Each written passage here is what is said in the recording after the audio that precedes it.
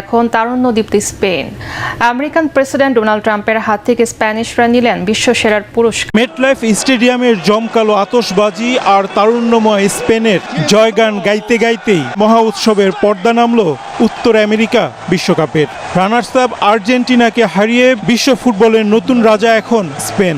মঞ্চে ফিফা সভাপতি জিয়ানো ইনফান্তিনোকে সাথে নিয়ে স্প্যানিশ অধিনায়কের হাতে চ্যাম্পিয়ন ট্রফি তুলে দেন মার্কিন প্রেসিডেন্ট ডোনাল্ড ট্রাম্প। তবে এই বিশ্বজয়ের গল্প শুধু ট্রফি ছোঁয়ার নয়, মাঠ মাতানো কিছু অতিমানবীয় ব্যক্তিগত লড়াইয়েরও। দলীয় এই সাফল্যের পাশাপাশি মাঠের ভেতরে আড়ালে থেকে পুরো স্পেনের ছন্দ নিয়ন্ত্রণ করা রড্রি জিতে নিয়েছেন টুর্নামেন্টের সেরা খেলোয়াড়ের পুরস্কার গোল্ডেন বল।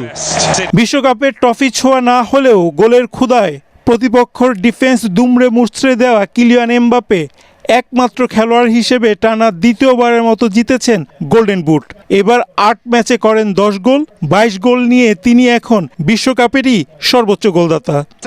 অন্যদিকে স্পেনের রক্ষণে চীনের প্রাচীর হয়ে ওঠা উনাই সিমন জিতেছেন সেরা গোলরক্ষকের পুরস্কার গোল্ডেন গ্লোভস। পুরো টুর্নামেন্টে ৮ ম্যাচে রেকর্ড ৭টিতেই ক্লিন শিট বজায় রেখেছিলেন এই স্প্যানিশ বাজপাখি। আর মাত্র ১৯ বছর বয়সে স্পেনের রক্ষণ সামলানো পাও কুবাসি জিতেছেন টুর্নামেন্টের সেরা উদীয়মান খেলোয়াড়ের পুরস্কার।